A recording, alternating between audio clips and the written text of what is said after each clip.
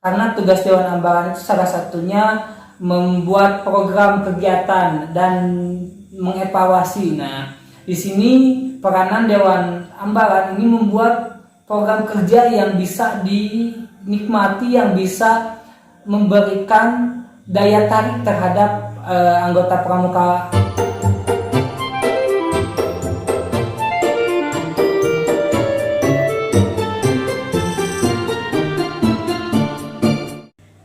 Assalamualaikum warahmatullahi wabarakatuh. Waalaikumsalam warahmatullahi wabarakatuh. Salam sejahtera untuk kita semua dan salam pramuka. Apa kabar teman-teman semuanya? Alhamdulillah kita bisa bertemu kembali walaupun dalam keadaan virtual, namun tidak mengurangi rasa semangat kita untuk berkegiatan. Dan kali ini kita bisa bertemu kembali di kegiatan latihan kepramukaan berbasis virtual Kuartir Cabang Gerakan Pramuka Cianjur. Nah, perbincangan kali ini kakak-kakak mungkin sudah tahu ya, sesuai dengan judul itu mengenai tentang pengelolaan ambalan bersama Kak Yani Sofiandi. Waduh, mantap. Mungkin teman-teman juga sudah pada tahu ya siapa itu Kak Yandi Sofiandi. Nah, apa kabar nih Kak? Alhamdulillah kabar baik saja. Mantap, tetap semangat ya. Harus tetap semangat. Mantap nih. Mungkin ya menurut saya sih beliau cocok banget lah ya membahas tentang pengelolaan ambalan. Mungkin kita bisa sharing-sharing ya. Kak Yandi, dulu ambalan di mana? Dulu ambalan saya ada di Pangkalan SMK Bela Nusantara Cianjur, ya tepatnya di Kuartir Ranting Cilaku. Nama ambalannya? Nama ambalannya Sri Sultan Hamengkubuwono IX untuk putra, dan untuk putrinya Fatmawati. Wih, mantap. Berarti pada waktu itu Kak Yandi angkatan berapa? Kebetulan dulu saya itu angkatan pertama, jadi baru merintis pramuka. Merintis ya, Jadi perintis di gugus depan di Pangkalan SMK Bela Nusantara tersebut, merintis adanya pramuka dan mendirikan ambalan. Pelopor Pelopor. Terbentuknya ambalan di sekolah. Gimana tuh cara pengelolaan itu, kan dari mulai awal banget tuh sampai sekarang angkatan berapa sih? Sekarang itu angkatan ke-7 kalau tidak salah, angkatan ke-7. Karena dulu kalau saya masuk itu mulai mendirikan ambalan itu di tahun 2013. 2013 awal pertama tentunya kami melaksanakan musyawarah ambalan terlebih dahulu. Di mana di musyawarah ambalan tersebut pembahasannya cukup panjang karena baru merintis dan segala sesuatunya dimusyawarahkan, dipikirkan untuk mendirikan ambalan tersebut. Mantap. Berarti dari pihak sekolah juga ada gitu? Ya, tentunya pada saat itu alhamdulillah dari Mabigus juga mendukung adanya gerakan pramuka di Pangkalan SMK Bela Nusantara Cianjur. Wah, mantap nih. Berarti pelopor sudah istilahnya hatam gitu ya mengenai pengelolaan ambalan. Berarti pada waktu itu kayaknya sebagai apa tuh? Dulu ketika waktu pertama kali itu menjadi Pradana Putra, kebetulan. Wih, mantap, jadi Pradana Putra. Itu gimana tuh cara pengelolaannya, apalagi waktu pertama sudah jadi ketua, itu bagaimana tuh pengelolaannya? Tentunya banyaknya sharing-sharing dengan rekan-rekan di sekolah yang sudah terlebih dahulu adanya Dewan Ambalan, adanya terbentuknya ambalan, tentunya menggali informasi dari sekolah lain sehingga diterapkan di sekolah kami yang baru ada pramukanya. Ketika pengolahan ambalan, ya waktu itu ketika di musyawarah ambalan saya terpilih menjadi pradana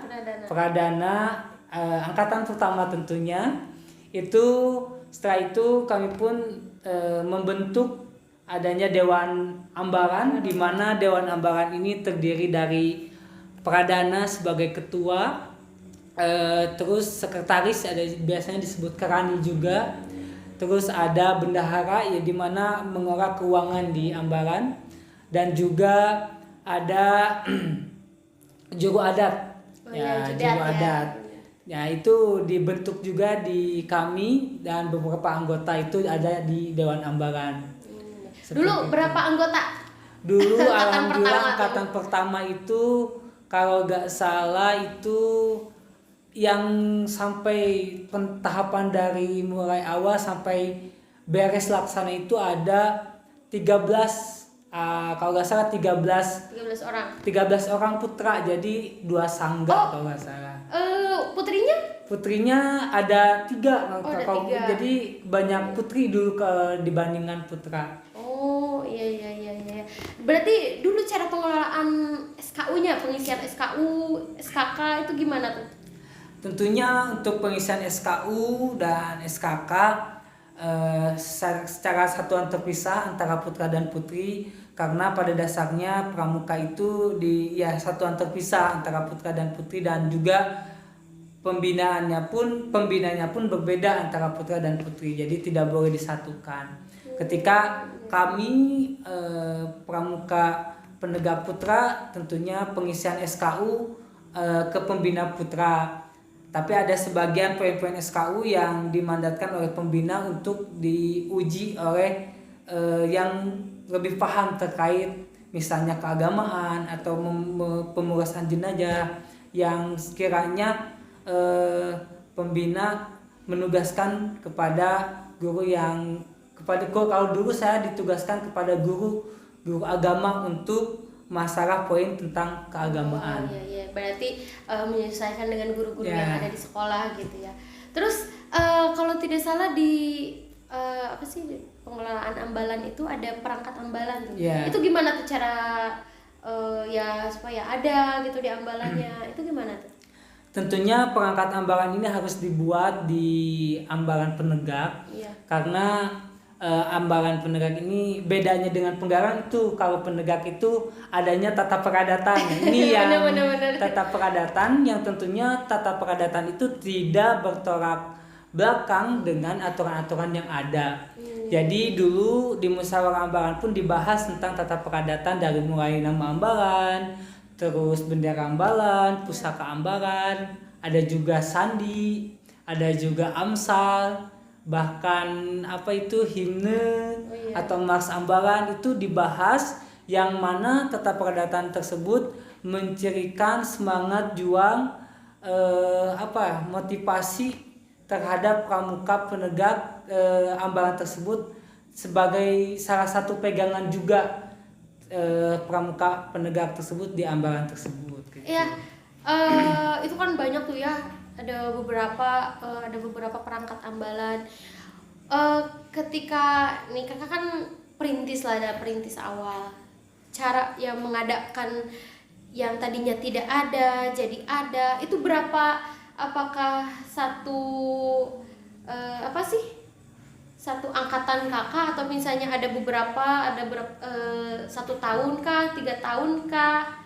Itu berapa lama tuh pengadaan? Itu pas awal angkatan pertama, itu angkatan saya itu sudah ada perangkat ambalan, di mana tata peradatan yang ada di ambalan tersebut dirintis oleh angkatan pertama, yaitu oleh angkatan saya, karena dulu belum ada adat ambalan, yang ada hanya nama pun tidak ada. Jadi pada waktu itu kami anggota ambalan tersebut bermusyawarah menentukan sandi ambalannya mau seperti apa, pusakanya mau apa, himnenya mau seperti apa, amsal dan sebagainya dimusyawarahkan, sehingga pada 1 tahun pertama pas musyawarah ambalan itu ditetapkan jadi perangkat ambalan tersebut. Berarti kalau misalnya berlaku ini nih kayak PTA, itu berarti angkatan kedua ya? Penerimaan tamu ambalan ya. Angkatan pertama ada nggak? Kalau angkatan pertama dulu ada PTA, PCP, tapi hanya sebagai simbolis di sekolah. Ya, karena secara aturan PTA dan penerimaan calon penegak itu di dalam tata upacara dalam gerakan pramuka ada upacara penerimaan tamu, upacara penerimaan calon penegak. Iya. Tapi dulu pas waktu angkatan pertama kakak ada gak sih misalnya kan kalau misalnya masa transisi dari SMP ke SMA tuh ada yang berusia 15 tahun, itu ada nggak? Kalau dulu tidak ada secara satu angkatan, tapi kalau melihat sekarang ini karena di usia penggalang ke penegak ada yang 15 tahun ya. Jadi karena penegak itu tingkatan kepramukaan itu tidak ditentukan oleh tingkatan sekolah. Jadi misalkan udah SMA, udah SMK tapi usia masih penggalang, itu dikatakan penggalang bukan penegak seperti itu. Karena di pramuka itu sekolah itu tidak menentukan golongan tapi usia yang menentukan golongan keanggotaan tersebut, baik siaga, penggalang, penegak ataupun pandega. Di ketika di SMA ataupun SMK itu usianya masih 15 tahun, masih usia penggalang, itu disebutnya masih penggalang. Belum ke penegak, karena penegak itu berusia 16 sampai 20 tahun. Mantap. Berarti kalau dulu nih berarti ketika tahun kedua itu adanya Dewan Kehormatan pada tahun berapa tuh? Soalnya kalau nggak salah kan di pengelolaan Ambalan itu ada Dewan Kehormatan ya? Dewan Kehormatan. Terkait Dewan Kehormatan itu karena Dewan Kehormatan itu beranggotakan anggota Ambalan tersebut yang diketuai oleh juru adat dan didampingi oleh pembina. Nah, itu kita bentuk di tahun pertama juga dibentuk, di mana Dewan Ambalan ini bertugas satu memberikan penghargaan bagi anggota Ambalan tersebut baik dari segi prestasi kepramukaan atau yang di luar pramuka, dan juga memberikan sanksi ketika anggota Ambalan tersebut melakukan pelanggaran kode etik di gerakan pramuka. Itu salah satu tugas adanya Dewan Kehormatan. Mantap nih, berarti gak salah ya teman-teman semuanya. Apalagi nih mungkin teman-teman juga sudah tahu ya, kalau misalnya baru-baru ini Kak Yandi sudah disematkan nih sebagai pramuka teladan. Alhamdulillah, itu suatu kehormatan dan juga tanggung jawab yang besar. Gimana tuh Kak rasanya? Itu ya pertama turut bangga dan juga itu beban terhadap saya sebagai penerima rencana pramuka teladan. Karena harus dibuktikan dengan kegiatan ataupun yang bisa meneladani orang lain, memberikan motivasi kepada orang lain, memberikan inspirasi terhadap orang lain.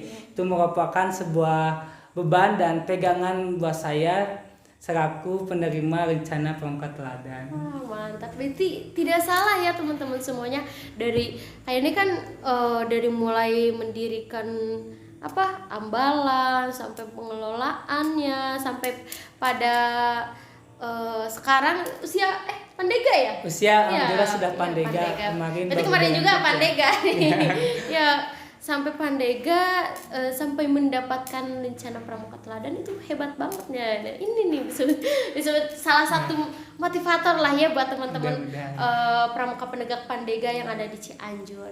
Ini hebat banget nih. Jadi pada dasarnya pengelolaan Ambalan ini tentunya harus sinergitas antara Dewan Ambalan itu bekerja sesuai dengan porsinya, sesuai dengan tugasnya, sehingga pengelolaan Ambalan ini bisa bekerja sesuai dengan rencana yang telah disepakati. Karena Dewan Ambalan ini salah satu tugasnya menyelenggarakan program kerja, mengevaluasi kegiatan. Nah, ini salah satu tugas dari Dewan Ambalan. Sehingga ketika semuanya bekerja, tentunya pola pengelolaan Ambalan pun akan berjalan dengan lancar. Gini, terkait pengelolaan Ambalan nih, peran pembina ya pasti ya, tentunya karena memang pada dasarnya penegak itu untuk penegak di bawah bimbingan orang dewasa. Nah, peran pembina di pengelolaan Dewan Ambalan itu sendiri itu di bagian mana nih? Jadi ketika peran pembina tersebut tentunya tidak bisa dihilangkan dari gerakan pramuka, baik itu siaga, penggalang, penegak ataupun pandega. Pasti ada peran pembina di dalamnya, karena apalagi pramuka penegak dari oleh untuk di bawah bimbingan orang dewasa tersebut salah satunya pembina. Nah, peran pembina tersebut ketika kita melihat matrik dari Jukeran tersebut, dari siaga itu peran pembina sangat mendominasi. Naik ke penggalang itu berkurang, penegak berkurang, pandega pun berkurang. Jadi semakin tinggi golongan usia tersebut, usia kepramukaan, semakin sedikit peran pembina untuk ikut serta dalam pengelolaan ataupun kegiatan di dalam Dewan Ambalan tersebut. Jadi peranan pembina itu tentunya menentukan untuk seperti mendorong, memotivasi Dewan Ambalan untuk bisa melaksanakan kegiatan, melaksanakan program-program yang telah dimusyawarahkan dan ditentukan gitu. Jadi tentunya peran pembina tersebut tidak bisa dihilangkan di jenjang pendidikan kepramukaan. Siap ya. Oh ya, dengar-dengar Kak Yandi tuh pas dulu waktu penegak ya. Kak Yandi tuh menjabat 3 angkatan berturut-turut sebagai pradana. Nah itu gimana tuh ceritanya tuh? Kok bisa gitu 3 tahun berturut-turut menjadi pradana gitu? Jadi dulu karena saya itu angkatan pertama di sekolah, adanya pramuka tersebut, musyawarah ambalan alhamdulillah terpilih. Di tahun kedua walaupun sudah ada di kelas, saya kelas 2, mungkin adik saya kelas 1 SMA SMK lah, diadakan musyawarah kembali dan tetap dipilih lagi berdasarkan musyawarah. Di kelas 3 pun sudah kelas 3 itu dipilih kembali sebagai pradana gitu di hasil musyawarah ambalan tersebut. Jadi mungkin bisa dibilang pradana terlama di ambalan tersebut karena menjabat sampai 3 tahun berdasarkan hasil musyawarah. Tapi tentunya 1 tahun dimusyawarahkan, tahun kedua dimusyawarahkan, tahun ketiga dimusyawarahkan. Jadi tidak sampai hanya 1 musyawarah saja, tapi 3 kali jadi pradana, 3 kali hasil musyawarah ambalan tersebut. Saking percaya ya mungkin salah satunya itu. Saking percaya jadi udahlah kayak dia aja lah maju kayaknya. Tapi memang sekarang benar-benar terasa ya mungkin ya. Mungkin ini salah satu efek dari pembinaan di ambalan tersebut. Benar. Aduh mantap sekali nih. Terkait ini nih, karena memang tidak bisa dipungkiri ya,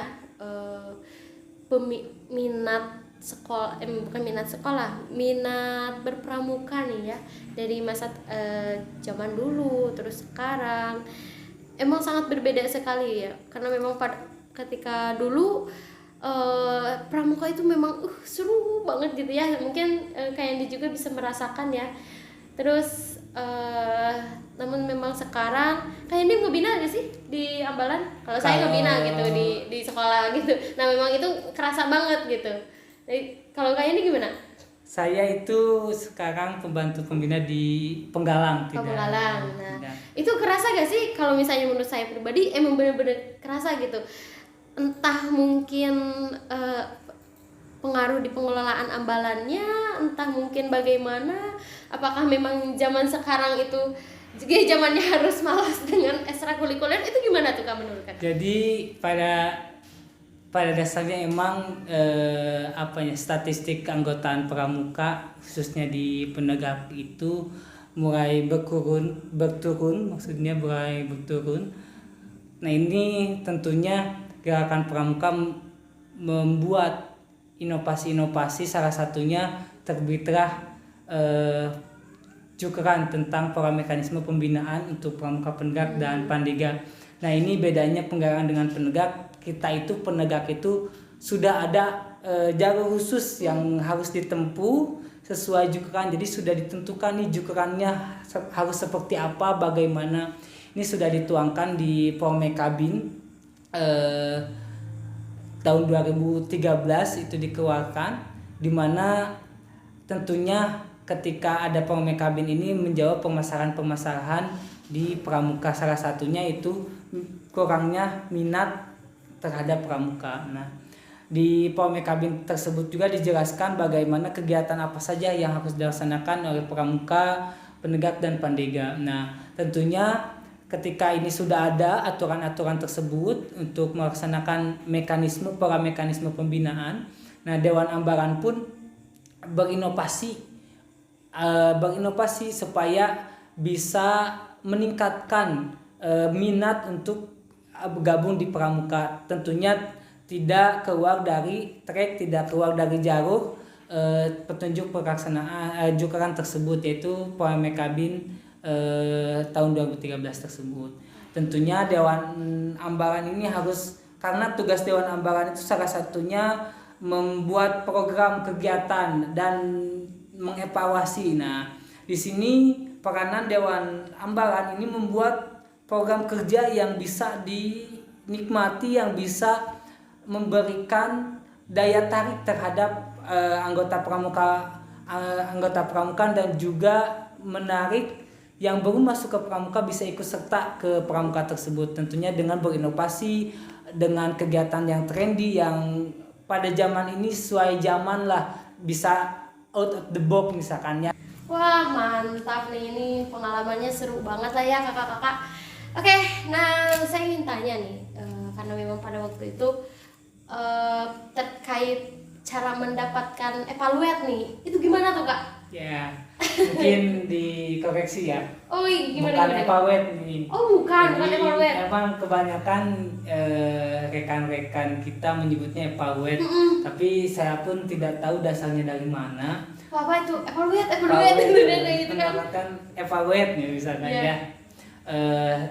Kalau yang saya baca itu dari jukeran tentang penyelesaian SKU, itu disebutkan adalah TKU, TKU. tanda kecakapan umum, di mana untuk mendapatkan TKU tersebut yaitu seorang anggota gerakan pramuka, misalkannya di penegak itu sudah menempuh atau sedang menyelesaikan syarat-syarat kecakapan umum golongan tersebut. Jadi ketika sudah menyelesaikan syarat kecakapan umum tersebut, berhak mendapatkan atau memakai tanda kecakapan umum tersebut. TKU gitu. Ya TKU bukan evaluate. Oh iya tuh, buat teman-teman yang di rumah atau misalnya di sekolah di pangkalannya masing-masing yang sering bilang evaluate, berarti itu nggak ada ininya ya?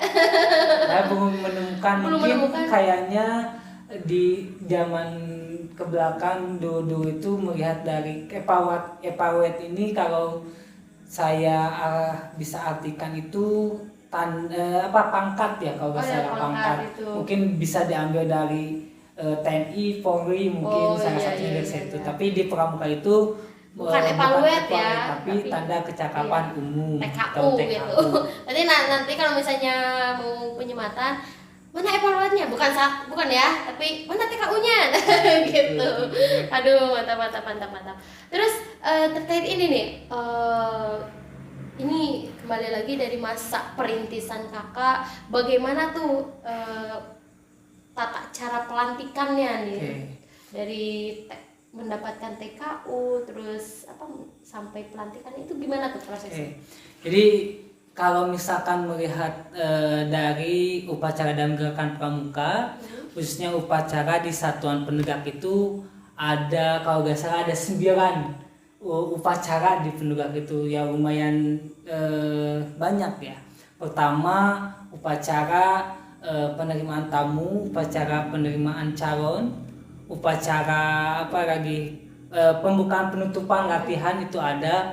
Kalau pelantikan itu ada 1 di penegak itu, yaitu upacara pelantikan calon penegak ke penegak bantara. Jadi kalau dari bantara ke laksana itu bukan pelantikan namanya, tapi apa tuh? Tapi upacara kenaikan tingkat. Upacara kenaikan tingkat, bukan pelantikan. Bukan pelantikan.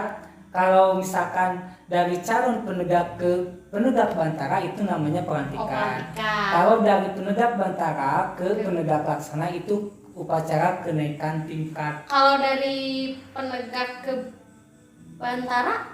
Dari calon penegak ke penegak bantara itu pelantikan. Nah, kalau pelantikan itu biasanya Nah, tanda kecakapan umumnya atau TKU yang tadi disinggung itu disematkan bisa oleh dulu itu bisa kalau dulu didatangkan orang tua, jadi orang tua bisa hadir menyaksikan putra putrinya dilantik dari calon penegak ke penegak bantara, disaksikan dan ya bisa dipasang oleh pembina itu. Kalau dari bantara ke laksana itu dipasangnya oleh pribadi masing-masing. Ya, tidak boleh misalkan mau dipasangin sama pembina TKU-nya itu dalam aturan dari tata upacara dan gerakan pramuka itu dari penegak bantara ke penegak laksana itu dipasang TKU-nya itu oleh sendiri. Oh ya, ini sering banget nih diperbincangkan karena memang sering inilah ya, sering bertanya gitu teman-teman di luar sana kepada saya ini, Kak, PTA dulu atau PCP dulu? Jadi aturannya dalam Polmek Kabin itu, kalau saya lihat di Polmek Kabin itu pertama di penerimaan tamu dulu, penerimaan tamu dulu. Nah, di penerimaan tamu itu baru PCP, setelah PCP penerimaan calon penegak ya. Setelah PCP itu pengisian SKU bantara tentunya. Jadi PTA dulu, PCP dulu, ya penerimaan tamu dulu, ya penerimaan tamu ambalan terlebih dahulu. Kalau di kakak dulu pernah denger ini gak sih penyanggaan? Jadi kalau misalnya ini kalau ada gitu ya di beberapa sekolah, jadi kayak prosesnya sama gitu kayak PCP, cuman lebih untuk mendapatkan sangga mungkin ya, untuk mendapatkan sangga jadi ada proses-proses lagi. Nah itu kayak gimana kalau di kakak proses mendapat ya misalnya ini sangga ini sangga ini, dulu sangga kakak sangga apa? Sangga perintis. Nah itu cara mendapatkannya itu kayak gimana? Nah dulu emang, nah salah satu ini kembali lagi ke Dewan Ambalan. Nah Dewan Ambalan ini salah satunya mengintegrasikan atau membantu pembentukan sangga tersebut. Itu kalau misalkan sangga perintis, pendobrak ataupun sangga-sangga lain itu ditentukan namanya oleh anggota sangga tersebut gitu. Jadi berdasarkan musyawarah di sangga itu namanya mau seperti apa. Dan yang perlu diketahui juga bahwa kembali lagi yang tadi kita itu ketika masuk tamu, ketika dari penggalang, usia penggalang mau ke penerimaan tamu penegak atau PCP itu, kita itu sudah didampingi oleh pendamping kanan dan pendamping kiri. Nah, di mana tugasnya ini pendamping kanan dan pendamping kiri? Nah, pendamping kiri ini bertugas terkait keterampilan peserta tersebut. Kalau pendamping kanan itu tentang watak, spiritual dan mental. Jadi dari penggalang masuk ke tamu ya dengan proses tamu, penerimaan tamu ambalan, ketika sudah prosesi tersebut, anggota tersebut harus ada yang mendampingi. Ada yang mendampingi, yaitu pendamping kanan dan pendamping kiri, tentang pendamping kiri keterampilan, pendamping kanan tentang watak, mental dan spiritual. Itu harus didampingi sampai nanti penerimaan calon penegak, didampingi terus sampai ke penegak, calon penegak tersebut akan dilantik menjadi penegak bantara. Karena dalam aturan upacara penerimaan pelantikan calon penegak ke penegak bantara itu, salah satunya ada tanya jawab antara pembina dan pendamping kanan pendamping kiri. Itu ada prosesnya. Jadi bukan asal-asalan, tapi benar-benar didampingi gitu. Dari mulai keterampilan, watak, mental, spiritual itu didampingi. Didampingi dari mulai masuk sampai ke pelantikan pun harus didampingi. Sebelum pelantikan pun pembina ada dialog antara pembina dan pendamping kanan pendamping kiri. Apakah anggota yang kakak dampingi itu sudah bisa mengamalkan Trisatya dan Dasa Dharma, mental spiritualnya seperti apa, itu ada dialog terlebih dahulu sebelum. Oke. Nah, setelah pelantikan baru penerimaan. Jadi susunannya dari penggarang itu yang atau berusia 16 tahun itu ada prosesi penerimaan tamu ambaran. Penerimaan tamu ambaran. Setelah penerimaan tamu ambaran ada jangka waktu antara 1 sampai 3 bulan. Ngapain aja nih 1 sampai 3 bulan itu? Pertama tentunya mendapatkan pendamping kiri dan pendamping kanan. Dan 2, mendalami atau mengenalkan tata peradatan yang ada di ambaran tersebut. Setelah 1 atau 3 bulan beradaptasi ke ambaran tersebut, setelah itu ada prosesi upacara penerimaan calon penegak PCP atau biasa disebut dengan PCP. Setelah PCP tersebut, baru anggota penegak tersebut melaksanakan pengisian ujian SKU Bantara. Nah, setelah PCP tersebut itu berapa lama tuh? Itu kalau pengisian itu tergantung orangnya. Tergantung orangnya. Jadi, ada nggak sih minimal atau misalnya? Secara aturan tidak ada yang harus berapa lama pengisian SKU, tapi itu disesuaikan dengan kemampuan peserta didik tersebut.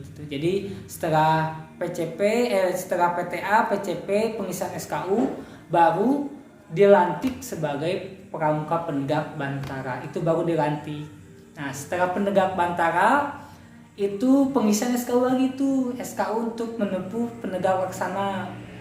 Nah, di masa tersebut bisa menjadi mengembangkan bakat dan minat anggota pramuka tersebut, bisa masuk ke Saka atau satuan giat, dan juga bisa menguji SKK syarat kecakapan khusus. Jadi setelah Bantara bisa mengisi ujian SKK dan juga bisa gabung ke satuan karya sesuai dengan bakat dan minat peserta didik tersebut.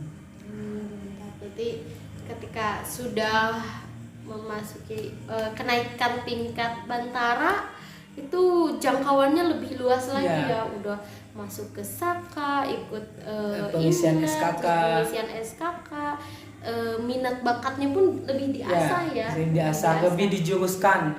Ketika seorang pramuka penegak Bantara sudah dilantik menjadi pramuka penegak Bantara, minat bakatnya seperti apa nih, dikembangkan di satuan karya sehingga bisa diasah, bisa diperuncing kembali, diperkuat kembali bakatnya mau kemana itu. Jadi di satuan karya dikembangkan. Dan Dewan Ambalan itu yang memfasilitasi tentunya. Jadi jangan sampai nanti ketika rekan-rekan pramuka penegak Bantara yang ikut ke satuan karya tidak aktif di gugus depan. Karena salah satu untuk masuk ke satuan karya itu, untuk meningkatkan minat dan bakat di satuan karya, rekan-rekan harus aktif di gugus depan. Jadi jangan sampai ditinggalkan gugus depannya. Siap. Mantap. Ini sudah meluas sekali ya pembahasannya, karena memang pada dasarnya ketika pengelolaan ambalan ya dikembangkan menjadi pembahasannya ke satuan karya lah, ke SKK lah, ke SKU, karena memang pada dasarnya memang saling terkait ya, dan memang itu semuanya ada di pola mekanisme pembinaan pramuka penegak dan pandega. Ini spesial sekali ya, pramuka penegak pandega.